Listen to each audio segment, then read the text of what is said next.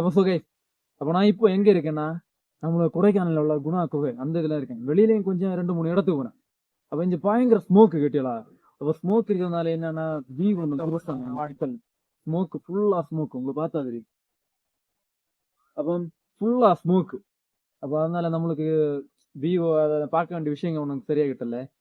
அதான் இப்போ நம்ம குணா குகைக்குள்ள இருக்கேன். இனி இந்த குணா குகை இஞ்சோடி உள்ள சின்ன சின்ன இதெல்லாம் தான் நம்ம பார்க்கலாம். அப்போ அதெல்லாம் பார்த்துட்டு திரும்பவும் 2-3 இடத்துக்கு போகணும். போயிட்டு நம்ம வீட்டுக்கு போவோம்.